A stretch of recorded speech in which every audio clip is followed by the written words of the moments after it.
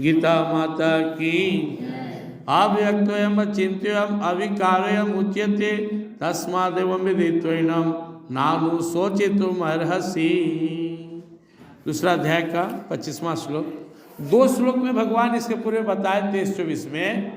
नैनं छिन्दन्ति शस्त्राणि नैनं दहति पावक न चैनं क्लेदन्ति आपो न शुष्यति मारुतः। इस आत्मा को कोई भी अस्त्र नहीं छेद कर सकता है, जल गीला नहीं कर सकता है, अग्नि जला नहीं सकता है, वायु सुखा नहीं सकता है, इन सब से परे हैं, क्योंकि यह अदाह है, यह अशोष्य है। इस तरह भगवान ने आत्मा के बारे में बताया, जो भी आप सब सुने पिछले श्लोकों में। इस श्लोक में भगवान बोल रहे हैं कि यह आत्मा यदि प्रत्यक्ष नहीं दिखता, यह जो अव्यक्तोऽयम् अचिन्त्योऽयम् विकार्योऽयम् उच्यते, आत्मा के हम आत्मस्वरूप हैं और हमारा अंतरात्मा परमात्मा से मोह माया में फंसकर अपने स्वरूप को भूले हुए हैं।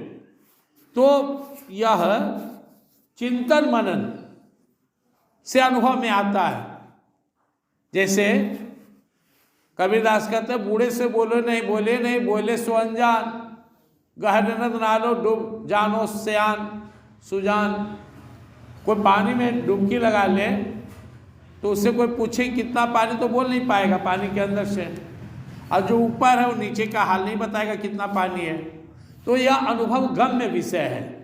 अव्यक्तोऽयम् अचिन्त्योऽयम् अविकार्योऽयम् उच्यते, यह अव्यक्त है, यह अचिंत्य है, हम इसको समझा नहीं सकते हैं। लेकिन यह अविकारी हो, इसमें कोई विकार नहीं है, शुद्ध सच्चिदानंद में है। हम उदाहरण कितना भी दे दें, लेकिन हम वास्तव में आत्मा के बारे में सही से नहीं बता सकते हैं। जैसे कोई व्यक्ति से हम बोलता है कि चंदा मामा कहाँ है, तो देखिए दोनों मकान के बीच में चंदा मामा है। वास्तव में चंदा मामा 2 मकान के बीच नहीं है, मकान तो 100 फीट ऊंचा होगा, यहाँ से ½ किलोमीटर दूर है वो मकान, लेकिन चंदा मामा यहाँ से लाखों किलोमीटर दूर है। हम एक एग्जाम्पल देते हैं कि 2 मकान के बीच में देखो, ऐसे हम इशारा कर रहे हैं कि आत्मा ऐसा दिव्य है, आत्मा परमात्मा का अंश है। लेकिन वास्तव में हमें इसके लिए अपना ध्यान करना होगा नित्य, और अपने स्वरूप को निहारना होगा। पहले मैं से नहीं हूँ, इसमें रहने वाला दिव्य आत्मा, इस पर भरोसा करके फिर अपने अंदर में धीरे धीरे, चूँकि हम विवेकवान प्राणी हैं, परमात्मा ने हमें इतनी शक्ति दी है कि हम जिस चीज़ के बारे में चिंतन मनन करेंगे उसका आभास होने लगेगा। तो हमें धीरे धीरे धीरे धीरे हम आभास करेंगे। जैसे जैसे हमारा ध्यान बढ़ेगा, जिसे पहले स्टार्टिंग में समझ में नहीं आएगा, जैसे जैसे अभ्यास बढ़ता जाएगा, मैं से नहीं इसमें रहने वाला दिव्य आत्मा हूँ, मैं आनंद में हूँ, शांति में हूँ, अजर हूँ, अमर हूँ, शाश्वत हूँ, सनातन हूँ, सचेतन हूँ, अविनाशी हूँ, सुखराशि हूँ, घट घट वासी हूँ, और सिर्फ परमात्मा का। वैसे वैसे धीरे धीरे अंदर में हल्कापन महसूस होगा, शांति महसूस होने लगेगी। शरीर से धीरे धीरे थोड़ी सी जो इसमें आसक्ति है घटेगा, धीरे धीरे बाहर का सुख दुख सर्दी गर्मी मान अपमान कम व्यापेगा, और अंदर में धीरे धीरे धीरे धीरे शांति बढ़ते जाएगी। अंदर में बहुत कुछ अनुभूति होने लगेगा, दिव्य प्रकाश, दिव्य शब्द, अपना स्वरूप का भान एक दिन हो जाएगा। ये साथी हम सबको किन्हीं योग्य सदगुरु के आश्रय में रहकर डायरेक्शन लेते रहना है। साथ में परमात्मा तो है ही हमारे साथ। तो यह इसीलिए लोग, संसार के आम लोग आत्मा क्यों नहीं आकर्षित होता, उसको पता ही नहीं है।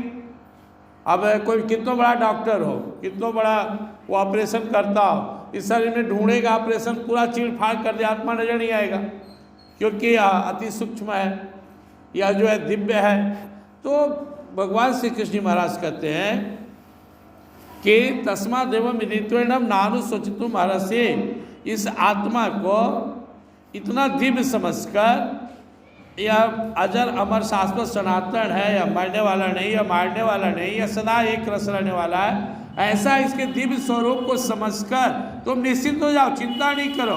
और उसके बाद धीरे धीरे अपने अंतःकरण में ध्यान लगाकर अपने मन में उस अंतरात्मा परमात्मा को अनुभव करो, वही तुम हो, यह सत्य है, ऐसा नहीं है। यह संसार झूठ है, मोह माया है। इसको तो, इस झूठ को हम लोग इतना कस के पकड़े हुए हैं, कोई अपना नहीं है, शरीर भी अपना नहीं, फिर भी इस झूठ को इतना कस के पकड़े हुए हैं। तो जो सत्य है वो कहानी समझ में आएगा, थोड़ा समय लगेगा। तो जैसे जैसे अनुभूति करते रहिए, खाना खा रहे हैं अनुभव कीजिए कि अब भूख खा रहा है, हाथ दे रहा है, कोई अंदर है, कोई गुजर गया, अनुभव कीजिए कि कौन इसके अंदर से चला गया, तो जस के तस है।